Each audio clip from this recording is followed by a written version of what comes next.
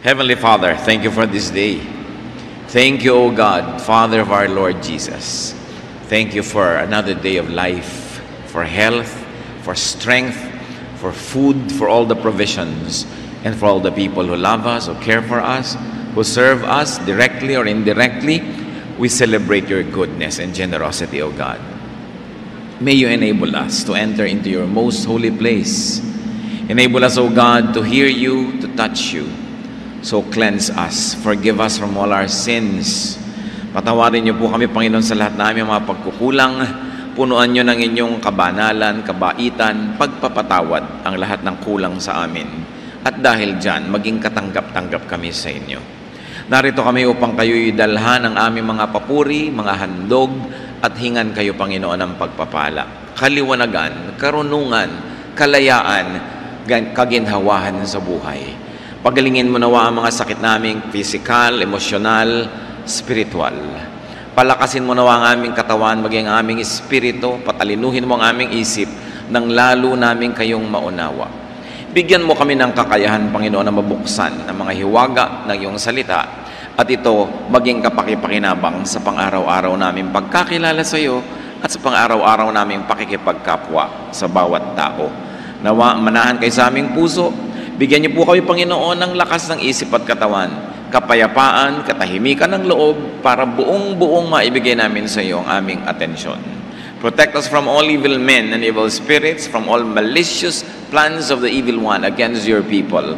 Protect our loved ones who are not with us right now, even our homes, our businesses. Lord, descend from heaven into our hearts. Sit on your throne of power and glory. Release us, empower us, and give us your blessing. In the name of your Son, our Lord, our Savior, Jesus Christ, we pray. Who is really blessed? Marami tayong mga tinatawag kung minsan na blessed. And let's study who we usually call blessed. Sinasabi natin, alam mo, blessed na blessed yung kapatid na yan. Bakit? We call them who achieve their goals as blessed. Those who become successful. Whatever measure of success we use. We call blessed those who receive material things. Kasi, naka-receive ako ng blessing, meron ako increase ng sweldo, tumubo ang aking negosyo. We call blessed those who are and who become abundant and wealthy, and very especially the healthy. We call blessed those who have good relatives and friends. Sabi mo, alam, blessed na blessed ka naman, ang babait ng mga anak mo, meron ka mga kamag-anak na may kaya, etc., etc. And we call blessed those who enjoy good fortune and a good life. No doubt, these are blessings by human standards and up to a point, by godly standards too. Blessing talaga yan.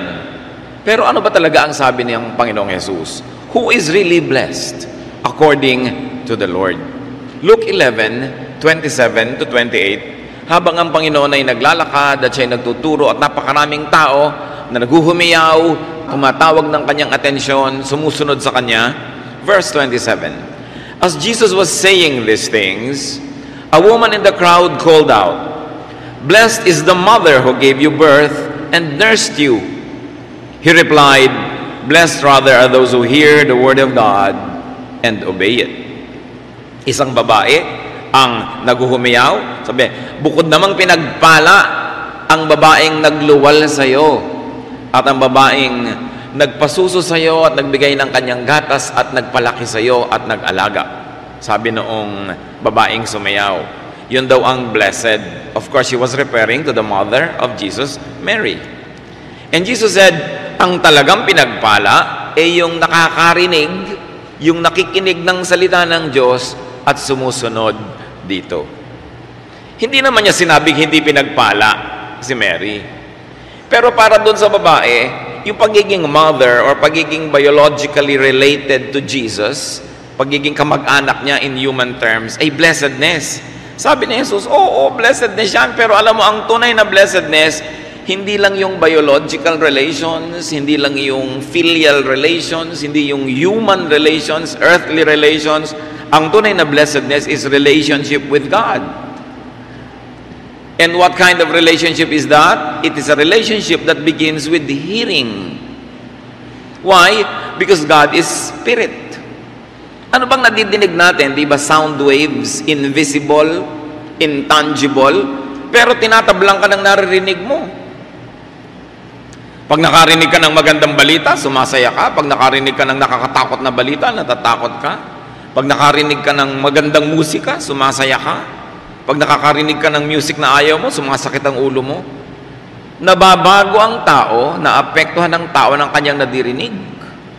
Kaya sabi niya, hindi naman nakakapagbago kung ikaw ay nanay ko, o kapatid ko, o tatay ko, o kamag-anak ko sa laman. Ang tunay na nakapagbabago, yung nakakarinig ng salita ng Diyos. So the woman called Mary blessed because she gave birth to and nursed Jesus. But Jesus declared that the really blessed people are those who hear, those who obey, and those who hear and obey God's word. Bakit ko pinagtatlo? Meron naman talaga nakikinig lang pero hindi pa nag-o-obey. Pero yung palang blessing na. Yung nandiyan ka't nakikinig, nabe-bless ka na nun. Yung sumunod pa, lalo namang na-blessed. Ngayon yung patuloy na nakikinig pa at lalong sumusunod, yun ang talagang blessed. Huwag niyong sabihin, mabuti pa yung kumari ko, yung anak niya gumraduate na sa nursing, blessed siya. Ako, 3 take na yung anak ko, hindi pa gumagraduate. Pero kapatid, kung nakikinig kayo sa salita ng Diyos, blessed kayo. Lalong-lalo kung nakikinig kayo, sumusunod sa salita ng Diyos. Huwag natin laging tinatawag lang yung blessed sa worldly standard. Kung ganon, napakadaling ma-bless. Napakasarap mabuhay kasi ang blessing laging available. Handa ka lang makinig. Kahit kabingi. Kasi yun namang hearing, hindi literal. Yung nauunawa ng isip mo, nagagagap ng isip mo, yung mga bagay na espiritual. Nakikita ng mata mo, bagamat hindi mo nadinig ng tenga, ibig sabihin din nadinig mo. O kaya, lalo naman kung bulag ka, hindi mo nakita ng mata, pero nadinig ng tenga mo, narinig mo yun, nakita mo pa rin yun. It's a figure of speech, meaning that your brain, your mind, your heart is open to God's ideas, to know God and to know God's will. Those who hear God's word are blessed. Blessedness is spiritual connection and relation to God. Kaya hindi pwedeng hindi ka umattend ng worship na hindi ka ma-bless basta dineclare yung God's word. Blessed ka na agad. Just hearing God's word by itself is already a blessing. Why?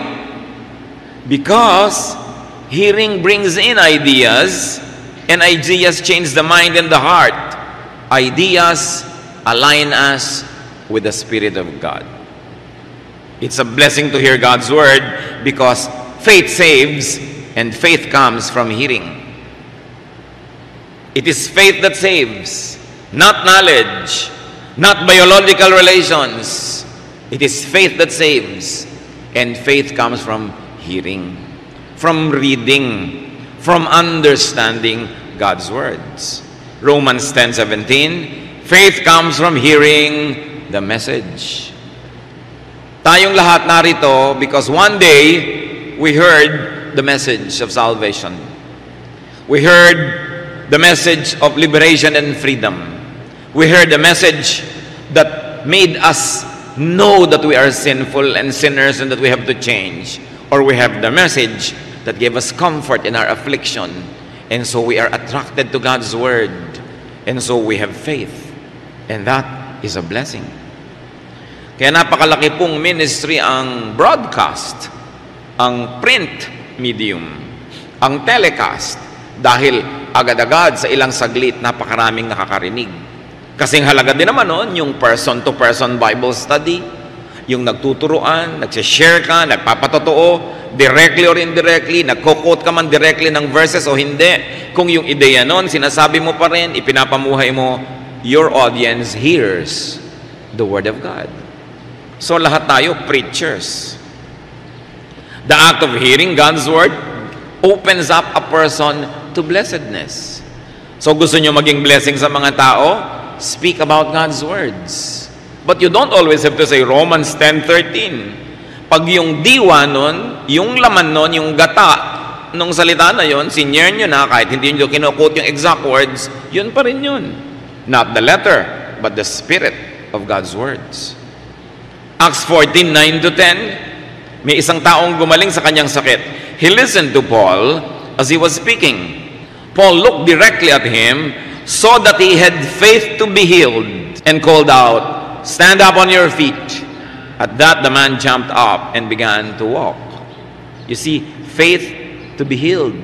Merong faith na masyadong konti, hindi pa siya gagaling, konti lang yung faith, pero merong enough faith to get you healed. At naramdaman nyo ni Pablo, napakatindi ng pananalig nito dahil sa kanyang narinig. Sabi, bumangon ka, tumayo-tayo ka dyan. So yung tao, hindi nakapaglakad. May karamdaman ng kanyang mga paa. Pero yung nadinig niya, nagbigay sa kanya ng pananalig na sapat na upang siya'y pagalingin ng Diyos. Yung makinig, napakahalaga niyan. Ano bang pinapakinggan nyo sa kotse? Anong pinapakinggan sa bahay? Anong pinapakinggan? Yung meron kang gustong marinig sa mga iPad, anong gusto mong marinig? Kailangan yung nakakapagbigay ng pananalig, nakakapagtuwid ng liko, nakakapagpaliwanag sa madilim, nakakapagpalakas sa mahina, nakakapagpalaya sa mga bilanggo, at nakakakontrol sa mga sobrang nagwawala. Yan ang dapat na napagdidinig natin, sapagkat yan ay blessing. Now, who is blessed? Not only those who hear, but those who obey God's word. Okay, blessing madinig. Dagdagan mo, sundin mo ang iyong narinig. Sasabihin nyo, bakit blessing kung marinig at hindi sinunod? Baka naman hindi palang sinunod ngayon. Pero nakatanim na yung salita niyang Diyos sa kanya, maiintindihan din niya yan bukas sa makalawa, next month, nakatanim eh. Kaya tayo, ting nagtatanim ng salita ng Diyos, successful. Huwag niyo sasabihin, ay hindi successful yung aming evangelism eh, 3 lang ang tumanggap kay Lord. Ay hindi successful ang pagsishare ko sa mga kamag-anak ko, lagi na lang akong nililibak-libak at pinagtatawanan. Basta sinyer mo ang salita ng Diyos, you're successful. Because the Word of God will not return empty. It will always accomplish the purpose for which it is sent. So tanim ka lang ng tanim. Alam nyo, ngayon ang mga tao halos gustong-gusto na mag-Bible study. Halos sila pa yung magmakaawa na mag-Bible study. Mag-Bible study ka, gustong-gusto. 30 years ago, hindi ganon. Pahirapan. Ang hirap-hirap mag-invite, ang hirap-hirap mag-open ng Bible study. Pero kasi marami nang natanim nung mga una, mga panalangin nung mga nauna sa ating mananampalataya na akala natin walang nangyayari kasi ang konti-konti nila, ang tagal-tagal. O kaya yung mga nadinig na mga broadcast, nadinig na mga salita ng Diyos, tumatalab yan. Yung iba lang parang gamot, time release. Hindi agad-agad, yung iba naman mabilis. Pero walang nabibigo na pagsasalita ng salita ng Diyos. Lagi yung successful. Bakit? Salita yan ng Diyos eh. Kaya dapat share ka ng share. Isipin mo mang magtatagumpay ka't hindi, kaya mo o hindi, mayroon kang training o wala, mag-share ka. Because the Word of God will never come back empty. It will always accomplish great things. Eh kung nag-obey ka pa. Now there are those who obey God because they hear God's Word from an outside source. From a preacher, from a teacher, from a witness. Pero mga kapatid, gusto kong idiin, hindi lang nadidinig ang salita ng Diyos dahil may nagsabi sa iyong ibang tao. There are those who obey God because they listen to the Holy Spirit directly. There are those who obey God because they listen to the inner voice, to their conscience. Diyos din naman ang nagbigay ng konsyensya. There are those who obey God because they listen to their natural and indigenous spirituality, which is innate to every human being. Why? Because God created us in His image. Nakatanim sa ating pagkatao ang salita ng Diyos. Genesis 2:7, the Lord God formed the man from the dust of the ground and breathed into his nostrils the breath of life, and the man became a living being. Ang pinagkaiba natin sa hayop, sa lupa, hiningahan tayo ng Espiritu ng Diyos. Bawat nilalang, bawat tao, merong Espiritu ang Diyos sa kanya. Kahit narating siya ng missionary o hindi. Kahit narinig niya literally yung Revised Standard Version o yung King James Version, meron pa rin siyang pag-unawa at pagkakilala sa Diyos. Likas yun sa espiritu ng tao. The Spirit, the voice, and the Word of God is in man, inside him. Because the Spirit of God resides in every person. Meron lang ang Espiritu ng Diyos na sobrang napapalawak pa dahil nakarinig pa ng talagang literal na Biblia, naturuan, lumaki sa church, mas lumago yung Espiritu.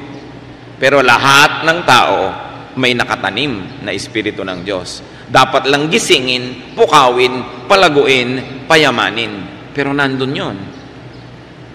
Kaya yun din katuruan ng Diyos, bagamat ang sarap kung sa Biblia mo nabasa lahat, ang linaw pero nakatanim din yan sa puso ng mga tao kahit hindi nila nababasa pa yung Biblia. Kasi nandun ang Espiritu ng Diyos. Kaya ang sabi ni Pablo sa mga hindi Israelites, kasi alam nyo, yung mga Israelites, nasa kanila yung Word of God, nasa kanila yung Bible, iniisip nila, sila lang ang marunong, sila lang ang nakakakilala sa Diyos, sila lang bukod tangi na may pagkilala sa may kapal. Sabi ni Pablo, hindi, mga Gentiles man, merong nakatanim. Romans 2:14-15. Indeed, sabi ni Paul, when Gentiles who do not have the law, meaning the Bible, do by nature things required by the law, they are law for themselves, even though they do not have the law. Sabi niya, kahit yung mga hentil, hindi mga Israelites, mga lahi na ipinanganak labas sa Israel, kung ginagawa nila sa buhay nila yung batas na isinulat ng Diyos sa kanilang puso, na isinulat sa bato ni Moses at isinulat sa ating mga papel, kahit hindi nila nabasa yung mga papel na yon, kung ginaganap nila sa buhay nila yung kalooban ng Diyos, yon ang salita ng Diyos sa kanila. So, while it is a great blessing to hear the literal and the actual words of the Bible, even without hearing it, people can hear the voice of God because God is in them. Hindi lang nakarating halimbawa ang Diyos sa Pilipinas, dala ng Katolikong si Magellan o dala ng Protestanteng si Admiral Dewey. Alangan naman na noong 1521 lang dumating ang Diyos sa Pilipinas.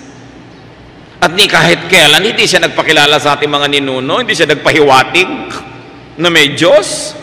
Kaya nga ang mga sinaunang Pilipino niniwala sa may kapal, sa puwang may kapal, sa Panginoong Diyos, sa lumikha, sa manlilikha.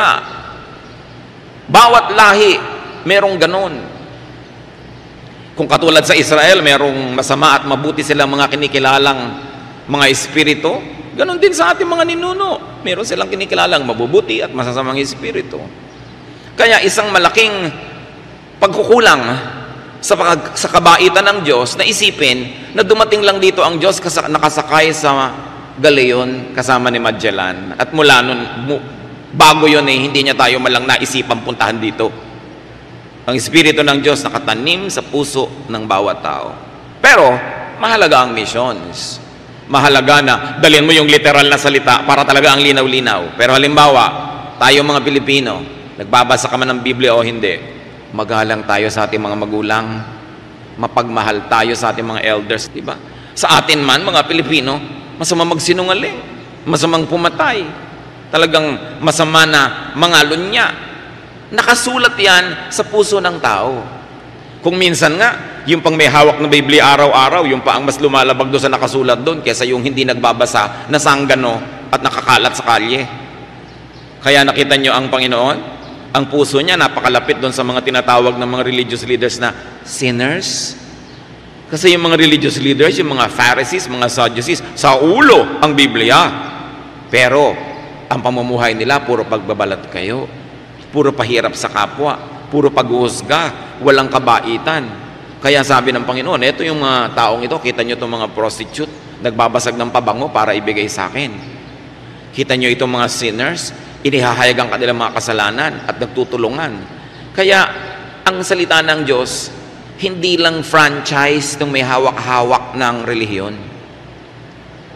Hindi lang franchise ng Katoliko o ng Protestante o ng born again. Ang Diyos, nararamdaman ng bawat isa. Pero syempre, lalong tumatalab kung nagiging sobrang linaw dahil doon sa nakasulat sa Biblia. So who is really blessed? Those who hear and obey God's word are truly really blessed. So kung ikaw man ay Gentile na sumusunod sa spirit of God's teaching, hindi mo alam yung law and literal, lalo kang na-bless kung na-hear mo na literally pa, tapos inobey mo pa spiritually. Romans 2:13, for it is not those who hear the law who are righteous in God's sight, but it is those who obey the law who will be declared righteous. So maaaring may mga tao, sinasabi mo, ay, hindi siya saved kasi hindi siya born again eh. Diba? Ganyan ang pananalig, ganyan ang tinuturo. Ano naman ang malay mo kung born again siya, hindi lang niya alam, wala lang kasi yung tatak na born again. Diba? Pag nananalig ka sa Panginoong Jesus, tumatawag ka sa Kanya bilang tagapagligtas, ikaw'y maliligtas. Malaman mo mga hindi na born again ka, saved ka. Kasi yung born again, brand lang yun eh. Tatak. Pero pwede mo alisin yung tatak, nandun pa rin yung produkto. Kahit palitan mo yung pangalan nun, palitan mo yung karatula. Ngayon, yung mga tao na Bible lang Bible, tapos born again ng born again, pero hindi naman totoo sa puso nila, yun ang delikado. Kasi kung may tatak, I attend a born again, Bible-based, Christ-centered, evangelical, full gospel church. Yung ang dami mong brands, pero sumusunod ka ba? Yun ang napaka-importante. Sometimes those who obey the natural law in them are the more righteous ones than those who have the literal written word in their hands. Ngayon, wala namang masama sa written word, maganda nga, lalo maganda. Pero huwag nating mamaliitin o liliitin yung pananalig ng bawat nilalang. Kaya lagi tayo, huy, yung auntie ko, unbeliever. Bakit mo sinasabi yun? Kung tumatawag din siya sa Diyos, kaya lang, minsan marami pa rin siyang iba tinatawagan. Siguro, gusto niyang makasiguro. Pero tumatawag siya sa Diyos. Nananalig siya sa Diyos, tapos darating yung taklesang member, sasabihin sa pastor, yung auntie ko po, ito, unbeliever po. Yung nadinig na nung taong tinawag siyang unbeliever. Nananalig siya sa poong lumikha, believer siya. Kulang lang siguro sa fine-tuning, kumbaga sa istasyon ng radyo, mag-aralgal, pero nadidinig mo pa rin.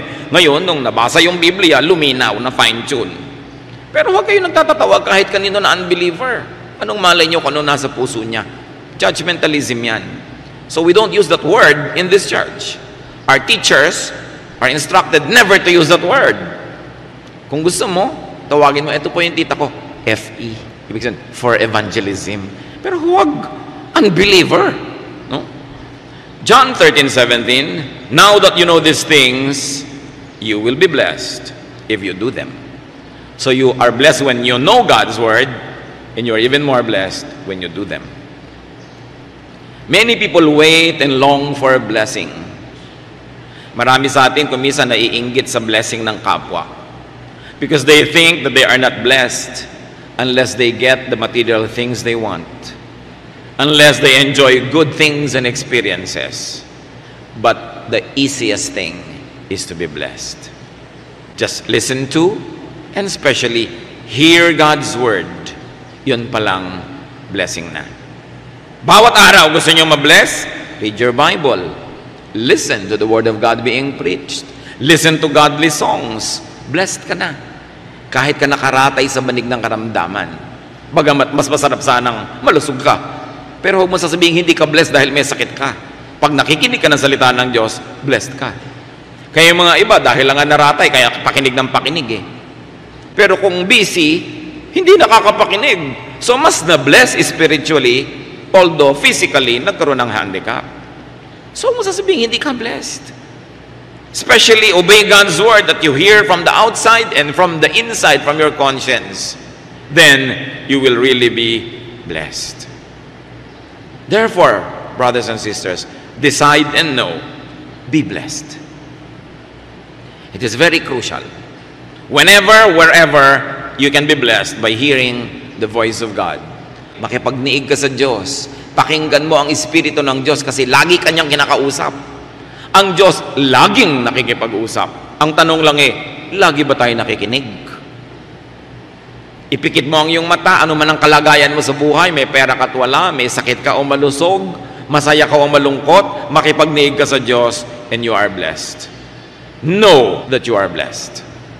Iba kasi kung blessed ka tapos hindi mo naman alam, kung maka-arte-arte ka tuloy, para kang kawawa, para kang lugi, para kang iniwan, But you must know that you are blessed.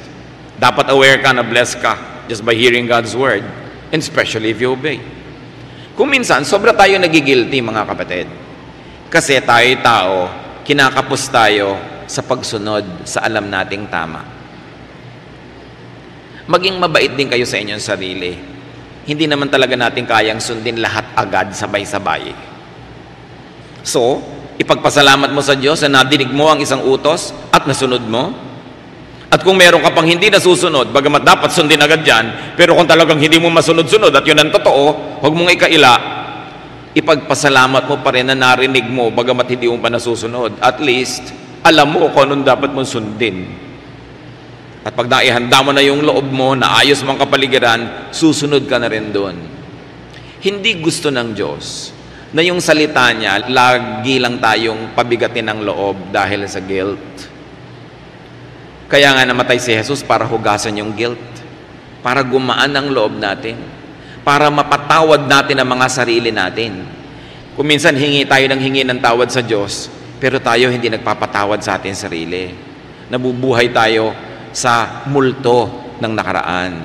Nabubuhay tayong laging inaalala ang ating mga pagkakamali, pagkukulang, at tuloy nawawala ang luwag ng loob, ang ginhawa, nawawala ang saya. Ipagdiwang na nadinig ang salita ng Diyos na sinunod na. Yung hindi pa sinusunod, ipagluksa na hindi mo pa sinusunod, pero ipagdiwang din, at least narinig mo na, kaysa hindi mo narinig. At pagsikapan sa tulong ng Diyos, tayo na yung masunod na lagi. God remembers that we are dust. Nakasulat yan. He remembers that we are dust. Mataas man ang kanyang hinahanap sa atin, pag tayo kinakapos, naaalala ng Diyos, lupa nga palang kalahati nito, kalahati yung espiritu ko, kaya nauunawa tayo. Mga kapatid, hindi konsintihin ang sarili, pero unawain din na hindi naman tayo perfect. Na hindi ko mo nadinig mo na, kayang-kaya mo nang sundin. Kaya yung mga iba, sasabihin sa'yo, Bible ka ng Bible, tapos may hindi ka pa sinusunod. Siyempre, God is not yet finished working in us. So, let's also be generous to others. Huwag mo rin sabihin, bakit yung Bible study teacher namin, nakikita ko kamisan sa mall, naninigarilyo. Hindi pa niya siguro natatanggal. Tatanggalin din niya yun dahil alam niyang masama sa katawan yun eh. Nakatanim na yung salita ng Diyos, bigyan mo lang siya ng time. Huwag ka masyadong magmadali. Kasi ikaw din naman, hindi ka ganun minamadali ng Diyos eh. Pinagpapasensyahan pa rin yung mga kulang mo. So, huwag kang naghahanap ng perfection kung walang nagba-Bible study yung tao. Sasabihin pa ng iba, Bible ka pa ng Bible, tigilan mo na yan. Ang sama-sama din naman na ugali mo. Aba, yung masama ang ugali na nagba-Bible study, may pag-asa kaysa yung masamang ugaling hindi nagba-Bible study. Bagamat huwag naman yung laging excuse yan na, God is not just finished working on me. Dapat naman, work in progress. Ikaw man at dumadaan doon sa kalsada, 5 buwan na yung hukay, hindi pa tapos, di ba? Naiinis ka na rin. Ang tagal-tagal ito, hindi na matapos-tapos. Pero natutuwa ka, wow, ang bilis lumago nito. Pupunta ka sa Fort Bonifacio, wow, parang kabuting nagtutubuan ng building, ang bilis matapos. Ganon din dapat ang nakikita sa atin ng Diyos. Pero pag hindi pa tapos, huwag husgahan. Hindi pa pantay ang paa, hindi pa patay yung tao, may pag-asa pa yan. At kung ikaw man ay may pagkukulang, inabutan ka ng kamatayan, yung dugo ni Jesus ay sapat na ibayad sa lahat ng kulang para ka pa rin makarating sa kalangitan. Yun ang kagandahan ng pananalig. Hindi tayo hinahanapan ng Panginoon na maging perfect ka. Pero sabi niya, be perfect for I am perfect. Ang ibig sabihin niya, yan ang goal mo. Pero ang totoo lang, I remember that you are dust. So give that same kindness to people. Mabuti na yung may goal ka. Di ba yung karera, hindi naman lahat nakakarating doon sa finish line eh. Pero hindi ka naman sa kabila napunta dahil alam mo nandun yung pupuntahan mo. Meron kang goal. At ang mahalaga, papalapit ka ng papalapit. Ang mahalaga, sumali ka. Hindi ka basta pumwera. Nung sinabi ng babaeng, bukod na pinagpala ang babae na naglihi, nagbuntis, nag-anak sa'yo, sabi ni Jesus, pinagpala lalo yung nakikinig sa salita ng Diyos. Hindi niya minaliit si Virgin Mary, okay? Hindi. Kaya lang, itinuwid niya yung paniniwala ng babae na maging kamag-anak ka lang ni Jesus, okay ka na. Hindi yun. Sabi, ang mahalaga na pagiging kamag-anak ng Diyos, yung nananalig. Nangyari pa yan, naulit. Sa Matthew 12:46, to 50. While Jesus was still talking to the crowd, his mother and brothers stood outside, wanting to speak to him. Someone told him, "Your mother and brothers are standing outside, wanting to speak to you." In other words, busy-busy ang Panginoon, nasa loob, punong-puno ng tao, hindi makapasok yung nanay at mga kapatid. Sabi-sabi mo, nandito nanay niya at mga kapatid. Either para papasukin sila, hawiin yung tao, o ilabas si Jesus. Verse 48, he replied to him, "Who is my mother? And who are my brothers?" Pointing to his disciples, he said, "Here are my mother and my brothers. For whoever does the will of my Father in heaven," kita nyo, in-emphasize niya, sa niya, who is my mother here? "Whoever does the will of my Father in heaven is my brother and sister and mother." Mga kapatid, kung nananalig kayo sa salita ng Diyos, sumusunod kayo sa ating Ama sa Langit, kayo ay nanay, tatay, kapatid ni Jesus. Yun ang napakasarap doon. Hindi niya minaliit yung role ni Virgin Mary. Pero ang sinabi niya, kayo man pwede kong maging kamag-anak. Ganong kalapit at higit pa. Basta pakinggan niyo ang salita ng Diyos sa langit at sumunod kayo, kayo man higit pa sa maging mother o brother o sister. Kasi kayo tunay na mga kamag-anak ko, kayo na mga anak ng Diyos. Napakahalagang isipin yon. Akala naman ng iba minaliit si Virgin Mary. No, we must always call her blessed. She's blessed. We must always respect her. But remember that worship belongs only to God. That's why Jesus corrected the statement of the woman. Sabi niya, yes, mahalaga ang nanay ko dito sa lupa. Mahalaga ang aking mga kamag-anak. Pero huwag yan ang pag-isipan nyo. Ang isipin nyo, maging kamag-anak ko rin kayo. Maging anak kayo ng Diyos, makinig kayo sa salita ng Diyos, at kayo man, blessed. Hindi lang itong mga kamag-anak ko dito sa laman. So, if you hear the Word of God, if you believe in Jesus, if you obey God's Word, thank God because you are blessed. No matter what your station in life, rich or poor, healthy or sick, young or old, male or female, no matter, if you believe in God, you are blessed. Huwag niyong kakalimutan kahit isang sandali. Kuminsan nade-depress tayo, nalulungkot tayo, natatakot tayo, nalilimutan natin kasi yung katotohanan na yun eh. Dahil ang naaalala nating blessing, pera, kotse, bahay, promotion, kalusugan, alam natin na kahit sa mananampalataya, hindi ibinibigay lagi yan. So hindi yan ang pamantayan at sukatan ng pagiging pinagpapala ng Diyos. 2 Corinthians 9:15, thanks be to God for His indescribable gift. And because we are blessed, be an agent of blessing. What should the people of God do when they are blessed because of the Word of God? They should declare, share, and teach God's Word. Lagi nagtuturo, bagamat hindi know-it-all. The people of God should be knowledgeable but not know-it-all. At marunong din tayo mag-timing kung kailan magsasalita.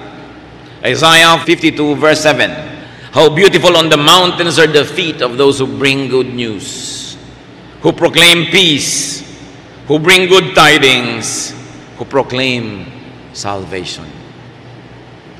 Sabi, napakainam masdan ang paa ng mga taong may dalang mabuting balita, salita ng Diyos. Pag makikipag-usap tayo sa tao, yan ang gawin natin at sikapin. Ma-share ang salita ng Diyos. Huwag kung ano-anong walang kwenta mga chismis. Huwag mga bagay na nakakatakot, nakakaligalig, nakakagulo. Kundi mga bagay na nakakapagpalakas ng loob, nakakapagpatibay ng pananalig, mga bagay na nagbibigay ng pag-asa. Kung minsan makakatanggap kayo ng mga text sa mga nakakatakot, yung mga kung ano-ano, hindi nyo na na-verify, ipapass nyo. Dahil nakalagay, please pass, nagkakalat ka ng takot, nagkakalat ka kuminsan ng galit, nagkakalat ka ng pagkasira ng loob. Lalo ngayon sa technology, napakadali magkalat ng balita. Gamitin natin sa pagkakalat ng maganda at mabuting balita.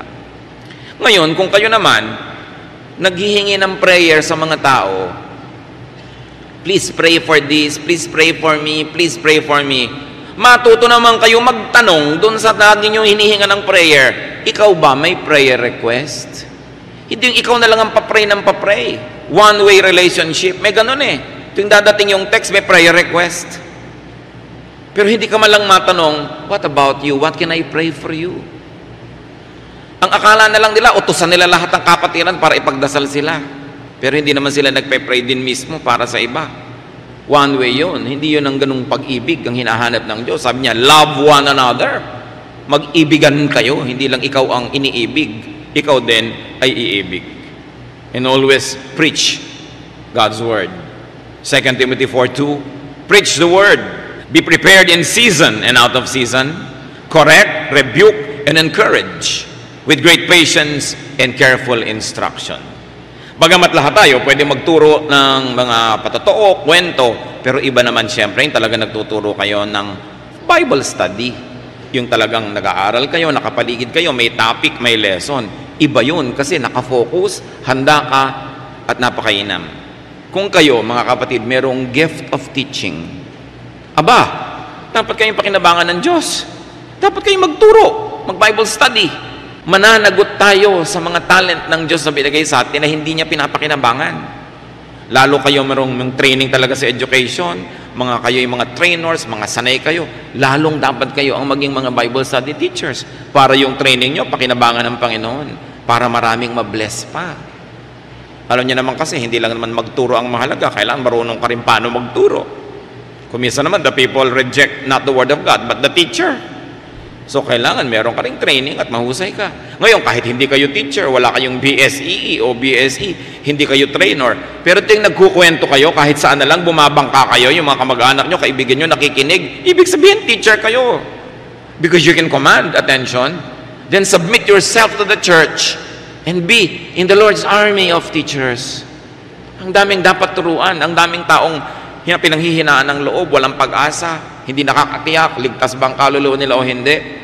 Kaya dapat yung galing natin, pakinabangan niya ng Diyos. Acts 8:4, those who had been scattered, preached the word wherever they went. Alam niyo yung mga mananampalataya, sila ay pinersecute eh. Pinalayas sa kanilang mga sarili, mga bahay, mga villages, nakalat sila kung saan-saan. Kaya ang Kristyanidad kumalat. Kasi saan man nakarating, ang anak ng Diyos nagtuturo. Ganyan dumadami ang day by day churches, mga kapatid. Ang ating mga kapatiran, mapunta man sa ibang bansa, nagtuturo agad, nagba-Bible study, lumalago, nagiging church. Hindi ka kailangang ipadala na missionary doon, gastahan, etc., etc. Tayo mismo, kahit saan tayo magpunta, sa trabaho, sa workplace, magturo ka, mag-Bible study ka, missionary ka. Sa bahay mo, mayroong nagwo-worship, 8-10 people, that is a house church. And those were the churches of the first generation Christians. House churches. Yung ating sambahay, pagsamba sa bahay. Kaya sumali kayo sa mga nag-e-exist natin na sambahay groups. O kaya yung bahay nyo, buksan nyo. May maluwag kayong garahe, sala, whatever. Magtipon-tipon, magturo. Habang ang panahon ay pasama ng pasama, dapat namang lalo magliwanag ang Espiritu ng Diyos sa atin. So we obey God, but better yet, live, exhibit, and demonstrate God's word through obedience and love. The best preaching is love. When we love, we preach, because God is love. John 14:21, whoever has my commands and obeys them, he is the one who loves me. He who loves me will be loved by my Father, and I too will love him, and listen, show myself to him. Mahiwaga ang salita. Sabi ni Jesus, sino man ang sumusunod sa ipinag-uutos ko, yun ang talaga nagmamahal sa akin. At pag nagmamahal sa akin, minamahal siya ng Ama sa langit. At pag sumusunod at nagmamahal sa akin, lalo akong magpapakilala sa Kanya. Kung minsan sasabihin natin, kilala mo na ba si Lord? Ay, nakakilala ako noong 1984, ganyan, nakakilala. Pero yung pagkakilala nyo ba sa Panginoon, noon at ngayon, na hindi na umasenso, hindi na lumalim, hindi na lumawak at tumaas, kasi ang pangako ng Panginoon sa tunay na nakikinig sa Kanyang salita at sumusunod, lalo pa siyang magpapakilala ng magpapakilala ng magpapakilala. Hindi mo kayang ubusin ang pwede mong makilala tungkol kay Jesus. Kaya kung yung alam mo lang noon, 10 years ago, hindi man lang nadadagdagan, aba, hindi nagpapakilala sa'yo. Parang yung, minsan ang tagal-tagal mo nang kakilala, pero hindi mo pa alam kung saan siya nakatira. Ang tagal-tagal mo ng office mate, hindi mo alam ang birthday, hindi mo alam, hiwalay ba sa asawa ito, o ito ba'y may asawa. Ang tagal-tagal mo nang kilala, kasi hindi naman talaga nagpapakilala ng lubos. So, ganun din si Jesus. Hindi lahat ng pagkakakilala sa Kanya ay pantay-pantay. Higit pa siyang nagpapakilala kung handa kang makilala siya. At ang paghahanda na yon ay pakikinig. Hindi lang doon sa nakasulat na salita niya, pakikinig sa Espiritu na nagsasabi sa iyo kung paano mo uunawain yung nakasulat na salita. Sabi sa Romans, we don't know how to pray as we ought, but the Spirit intercedes for us with sighs too deep for human words. And we don't know what to ask God and how to listen to God, but the Spirit enables us. And of course, that enablement becomes an empowerment to those who obey. Jesus' revelation of Himself develops and escalates as we obey. Gusto niyong mas makilala pa si Jesus? Dagdagan ang pagsunod. Kasi nasa pagsunod sa Kanya ang makapagbibigay ng daan para lalo siya magpakilala sa atin. Obedience leads to more knowledge of Jesus. More knowledge of Jesus leads to more obedience. And more obedience leads to more knowledge. It's cyclical. Pataas ng pataas. Ikot ng ikot. At hindi mo kayang ubusin. Pero ano pa man ang mangyari, mga kapatid, there is one thing we must remember. You hear God's word. You obey God's word. No matter what your situation in life, you are blessed. Ngayon, pasalamat. Kung may dagdag pa, may material blessing, may health, may wealth, salamat. Pero icing lang yon, hindi yun ang cake. Ang tunay, nakikinig tayo. Ama namin sa langit, salamat na lang po ang blessing, madaling abutin. Basta handa kaming makinig. At nadadagdagan kung kami naman ay sumusunod. Turuan mo kami, Panginoon, na lalong magbigay ng panahon sa pakikinig sa inyo. Lalong-lalo sa mga panahon na inaagaw ang pansin namin ng mga bagay na makalupa. Maalala namin na sandali lang kami dito. Na ang panghabang panahon ay sa piling nyo. Kaya mas paghandaan namin at bigyan ng halaga kung ano ang mahalaga sa inyo. Turuan mo kay Panginoon na sa kabila ng mga kabiguan, sa kabila ng mga sakit, sa kabila ng mga hirap, huwag kaming matukso, padaya, palinlang sa kaaway, para malimutan na blessed kami. At dahil dyan, give us, Lord, the garments of praise. Matuto kaming anuman ang kalagayan, magpasalamat, pumuri sa inyo, dahil blessed kami. Turuan mo kaming tingnan ng mundo sa iyong pananaw. Your thoughts are not our thoughts, but we ask you, Lord, let your thoughts be ours. As we obey you, teach us to see what must be seen, to hear what must be heard, and to be thankful for our blessedness. Magbulay-bulay tayo sa mandali, pasalamatan natin ang Diyos sapagkat lahat tayo pinagpapala niya. At kung may dagdag pang mga ibang pagpapala, ipagpasalamat nyo rin sa Diyos.